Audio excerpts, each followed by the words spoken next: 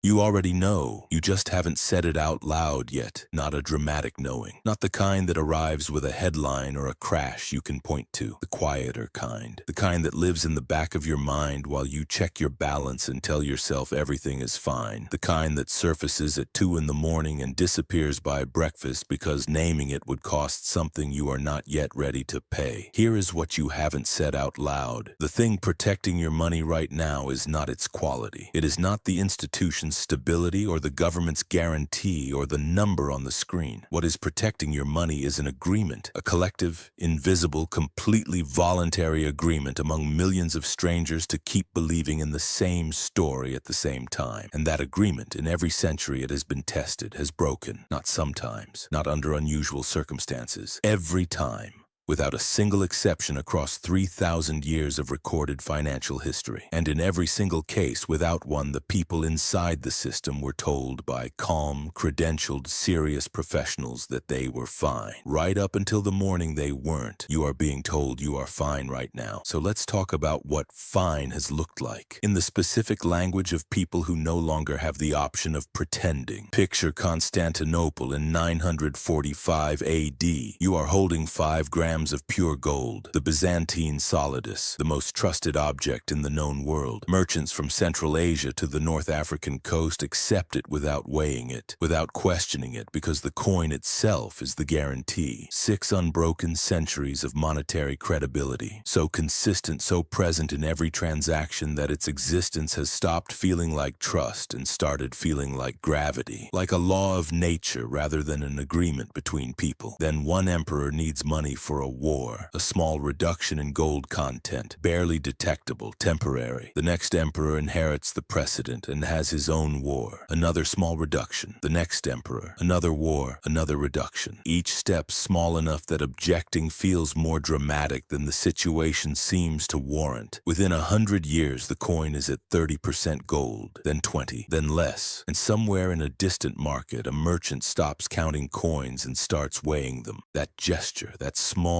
private, quiet act. That is the end. Not the emperor's decree, not the percentage, not the war. The moment one merchant decides the number on the coin and the value of the coin are no longer the same thing, that is the moment the 6th century agreement dies. Because trust does not slow down when it reverses. It compounds in the other direction. It moves from merchant to merchant the way a fire moves through dry grass. Faster than anyone agreed to run. And once it moves, no decree, no promise, no serious person with serious credentials can reverse it. The Byzantine economy did not collapse like a building. It dissolved, season by season, transaction by transaction, looking essentially normal from the outside while everything essential quietly departed. What survived was not the coins, not the government's assurances. What survived was gold held outside the system, land beyond the reach of imperial decree. The people who made it through were not the loudest believers, they were the quietest doubters. Remember that sentence. We will need it again. Move forward 4 centuries. Europe, 1347. The Black Death does not announce itself. It does not give anyone time to reposition. It arrives and within 4 years kills between 1/3 and 1/2 of everyone alive on the continent. And here is the part they removed from the version of history most people received. When half the labor force disappears, labor becomes the most valuable thing in the world. Survivors negotiate wages that would have been fantasy a year earlier. Land that required generations of accumulated wealth to purchase can suddenly be bought for nearly nothing because there is nobody left to farm it. Entire estates sit empty. The greatest catastrophe in European history was simultaneously the greatest transfer of land and social position in European history. For the people with liquidity, only for them. For everyone else, it was just the catastrophe. I know how this sounds. I am not telling you this because it is comfortable. I am telling you because in 2020, in the version of collapse that happened in your lifetime, in the one with a ticker scrolling at the bottom of the screen, the mechanism ran identically. Supply chains broke. Governments printed trillions. Within 18 months, the people who entered the crisis with deployable assets had quietly acquired the homes and businesses that those living paycheck to paycheck could no longer hold. No plague. Same mechanism. Same transfer. Same ledger. Crises do do not create inequality, they accelerate it. They move wealth from one column to another with the cold efficiency of a machine that does not know your name. The only thing that has ever determined which column you occupied in 1347, in 2008, in 2020 was your position before the event, not your intelligence, not your response, your position before it. Florence, 1340s. The Bardi and Peruzzi banking dynasties are the financial architecture of the known world, so embedded in European commerce that suggesting they might fail would have sounded like suggesting tomorrow that the largest bank in your country simply stops existing. They have lent to kings. They have financed wars across multiple countries simultaneously. They are not just important, they are the floor beneath the floor. Then Edward III of England stops paying his debts. The banks fall, not slowly, not with an orderly press conference and a managed exit. Depositors lose everything in the specific way that total trust enables total loss, complete, sudden, with no adequate explanation for why they should have expected it when every serious person had assured them it was impossible. From Florence in 1340 to Lehman Brothers in 2008, from Lehman to Silicon Valley Bank in 2023, the names rotate, the century updates, the assurances from serious people with serious credentials are refreshed for the current vocabulary. The structure does not change.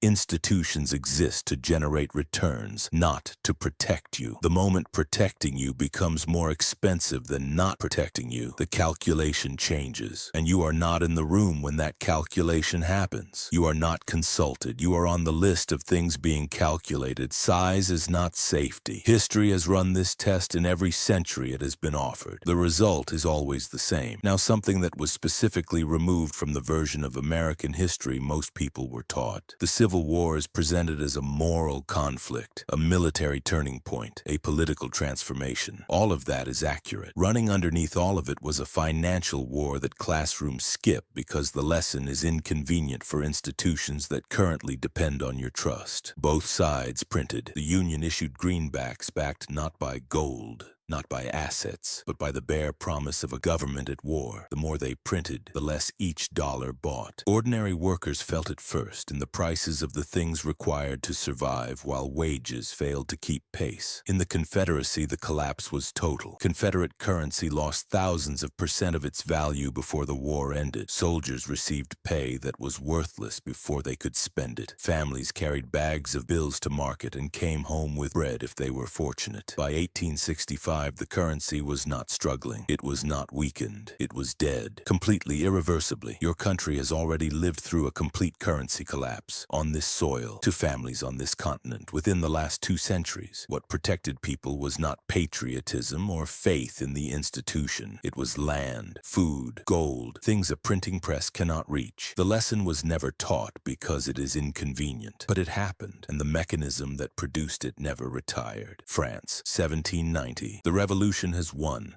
To stabilize the new economy, the government issues the assignat paper currency backed by land seized from the church. This is not reckless policy. This is thoughtful policy designed by intelligent people who had studied the failures of the past and were genuinely certain they had engineered around them. Within 5 years, the assignat had lost 97% of its value. The government kept printing to cover each new shortage. Each issuance diluted everything before it. Farmers stopped accepting paper and demanded silver or grain. In Paris, the bread riots returned. The revolution that promised liberation delivered hunger to the people who believed in it most completely. A promise is worth exactly what people will accept for it. When they stop accepting, the promise does not erode. It disappears on a Tuesday faster than anyone thought structurally possible. And everyone who held it discovers that what they actually held was air. Thailand, 1997. This one is recent enough to still feel like news. Thailand had borrowed in dollars. The peg had held for years, backed by policy, by international confidence,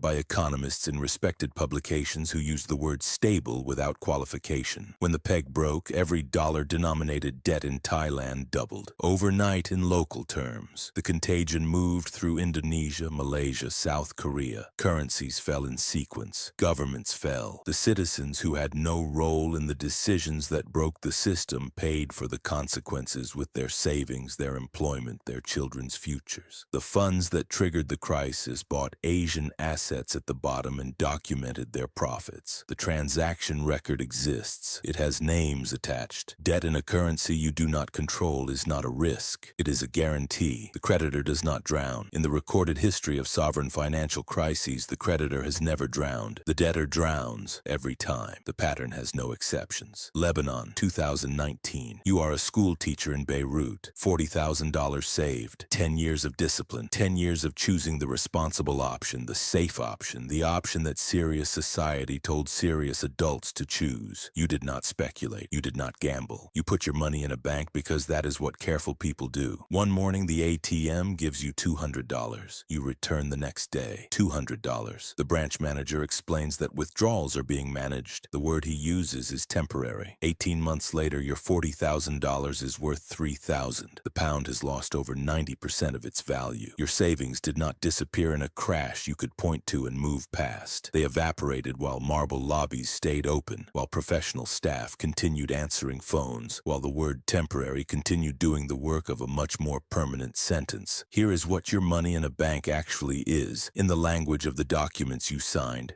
It is a loan. You are an unsecured creditor. When the institution is under stress, your claim ranks below bondholders, below larger depositors, below government guarantors. You are last, and last when the doors close means nothing. Nobody concealed this.